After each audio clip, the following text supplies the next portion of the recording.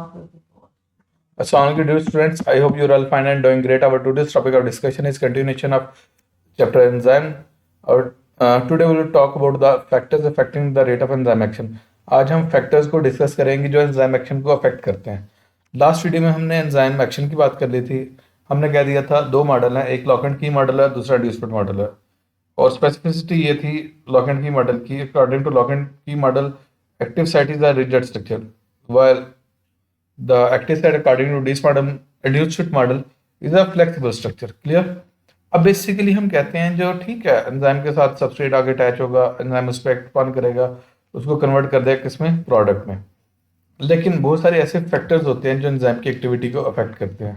अब वो देखते हैं कौन कौन से फैक्टर्स हैं. Let's start now. Enzymes are very sensitive to environment in which they work. जिस एनवायरनमेंट में एंजाइम्स काम कर रहे होते हैं ना, उसका बहुत सेंसिटिव होते हैं. The activity of an enzyme is affected by any change that altars it's chemistry and it's three dimensional shape. उसकी देखो जो एक्टिविटी है ना एंजाइम की, वो अफेक्ट हो जाती है, अल्टर हो जाती है, चेंज हो जाती है, और उसकी थ्री डायमेंशनल शेप भी. सम ऑफ द फैक्टर्स, वैसे तो मल्टीपल फैक्टर हैं लेकिन यहाँ पे ज़्यादा इंपॉर्टेंट फैक्टर्स हम डिस्कस करेंगे. Some of the factors that can affect the rate of enzyme action are being discussed. सबसे पहले आ जाता है टेम्परेचर. अच्छा, इस फैक्टर को डिस्कस करने से पहले ना यहाँ पे जो ग्राफ बना है ना, इसको हम देखते हैं. इसमें देखते हैं क्या दी बात की गई है.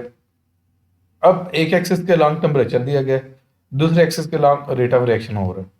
अगर इस ग्राफ को डिस्कस करें तो इससे हमें ये समझ आती है कि जैसे जैसे टेम्परेचर इंक्रीज होता है, रेट ऑफ रिएक्शन भी इंक्रीज होता है. ये देखें यहाँ पे लिखा है enzyme gains kinetic energy. Okay, temperature increase होने से एंजाइम की काइनेटिक एनर्जी बढ़ती है. अब काइनेटिक एनर्जी देखो, जब एनर्जी की हम बात करते हैं ना, हम कहते हैं दो टाइप्स की एनर्जी होती है. एक होती है काइनेटिक एनर्जी, एक होती है potential energy. Kinetic energy possessed by a body due to its motion, that is called as a kinetic energy, while potential energy is the energy possessed by a body due to its position, that is called potential energy. Okay, anyways, temperature increase हो रहा है, rate of reaction हो बढ़ रहा है, लेकिन एक specific temperature पे जाके रेट ऑफ रिएक्शन क्या हो गया, मैक्सिमम. रेट ऑफ रिएक्शन क्या हो गया, maximum. That is called as the optimum temperature. That is called as the optimum temperature. अब इससे हम टेम्परेचर आगे मजीद इंक्रीज करें तो रेट ऑफ रिएक्शन इंक्रीज नहीं करता. जैसे हम आगे करेंगे टेम्परेचर इंक्रीज कर, रेट ऑफ रिएक्शन इंक्रीज नहीं करेगा, बल्कि क्या हो जाएगा, उसके रेट में डिक्लाइन आ जाएगा, और एक ऐसा स्पेसिफिक टेम्परेचर आएगा जिस पर एंजाइम क्या कर जाएगा, डी नेचर कर जाएगा. अब डी नेचर को हम कैसे कहते हैं, the loss of globular structure of enzyme is called as the denaturation. Clear? अब इसको देखते हैं क्या है, कैसे है, किस तरह. The shape of a protein is determined bye hydrogen bonds and hydrophobic interactions that hold its polypeptide chains in particular position. क्या उसे कहते हैं, जो प्रोटीन, एंजाइम बेसिकली प्रोटीन है ना, उसकी शेप को मेंटेन करता है, हाइड्रोजन बॉन्ड मेंटेन करता है, हाइड्रोफोबिक इंटरेक्शन मेंटेन करता है एक स्पेसिफिक पोजीशन में, स्पेसिफिक शेप में. और जो हाइड्रोजन बॉन्ड्स और हाइड्रोफोबिक इंटरेक्शंस हैं, अगर हल्की सी भी टेम्परेचर के अंदर चेंज आ जाए ना, तो उनको इजीली डिसरप्ट कर जाता है, उसको अफेक्ट कर जाता है, उसको चेंज कर देता है, उसका शेप जो है वो अफेक्ट हो जाती है. Next, every enzyme works at its maximum at a specific temperature called as optimum temperature. उसे हम ऑप्टिमम टेम्परेचर कहते हैं. The optimum temperature of human enzyme is 37 degree Celsius. अच्छा, एक बात याद रखिएगा, हर ऑर्गेनिज्म का जो ऑप्टिमम टेम्परेचर डिफरेंट होता है. इवन बॉडी के अंदर डिफरेंट पोर्शन का ऑप्टिमम टेम्परेचर डिफरेंट हो सकता है एंजाइम्स का. क्लियर? क्यों एंजाइम्स किस पोजीशन में है, किस ऑर्गन में है, किस ऑर्गन सिस्टम में है, किस लोकेशन में है. क्लियर? ओके, नेक्स्ट हम देखते हैं. When temperature fall below the optimum temperature, the bonds that determine the enzyme shape become less flexible. उनमें flexibility क्या हो जाती है, कम हो जाती है. They do not permit the induced changes in the active site that is necessary for enzyme action. And so simple में बात करता हूँ, टेम्परेचर लो है तो क्या उसे कहते हैं, एंजाइम एक्टिविटी लो हो जाएगी. क्लियर?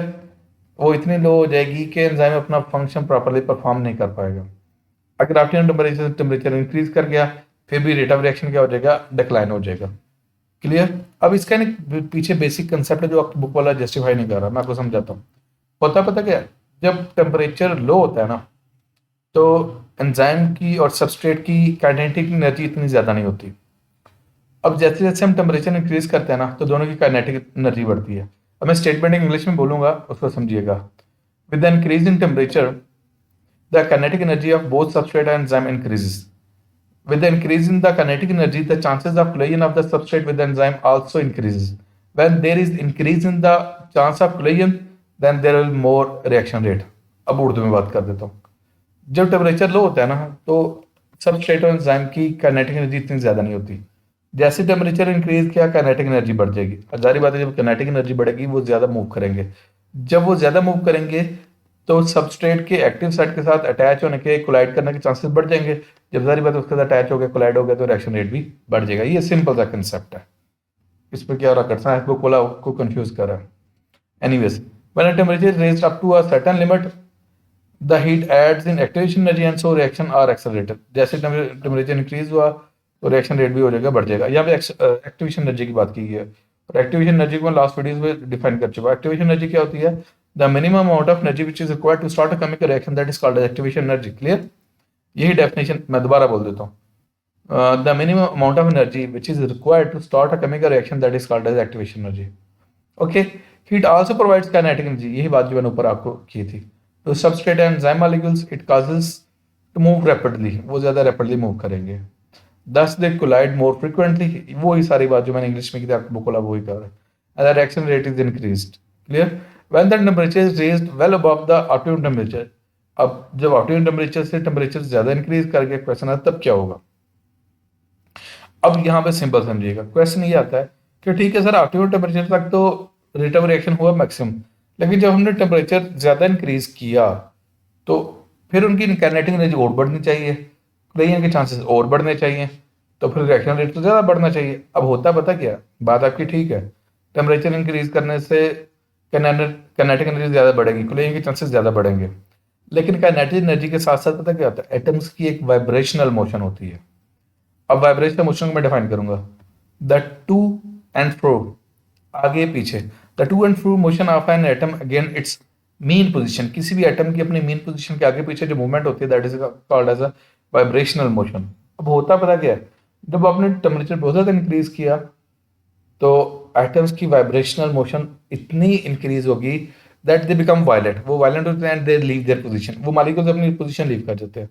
अब एटम से जब मॉलिक्यूल की पोजीशन मॉलिक्यूल से जब एटम की पोजीशन लीव की उन्होंने, तो एटम का क्या, मॉलिक्यूल का स्ट्रक्चर डिसरप्ट हो गया। जब मॉलिक्यूल का स्ट्रक्चर डिसरप्ट हो गया तो पूरे पूरा एंजाइम गया। होगा क्या, पहले क्या हो सकता है, जो फंक्शन ग्रुप्स होंगे ना अमीनो एसिड के अंदर, उनका स्ट्रक्चर डिसरप्ट होगा, फिर क्या हो सकेगा, अमीनो एसिड का स्ट्रक्चर डिस्टर्ब होगा, और अल्टीमेटली एंजाइम का स्ट्रक्चर डिस्टर्ब हो जाएगा, and this called as a denaturation. तो यही बात मैंने की है। When vibration motion become too violent, the bonds cannot hold polypeptide chain in the proper position and the globular structure of enzyme is lost. तो यही क्या सही डेफिनेशन है डीनेचरेशन की। The loss of the globular structure of enzyme is called as the denaturation. This phenomenon is known as denaturation of enzyme. Clear? Okay, it results in rapid decrease in the rate of enzyme action and may be blocked completely. enzyme properly completely blocked भी हो सकता है। अब जब मैं ऊपर बात कर रहा था, मैंने कहा था हर ऑर्गेनिज्म का ऑप्टिमम टेम्परेचर डिफरेंट होता है।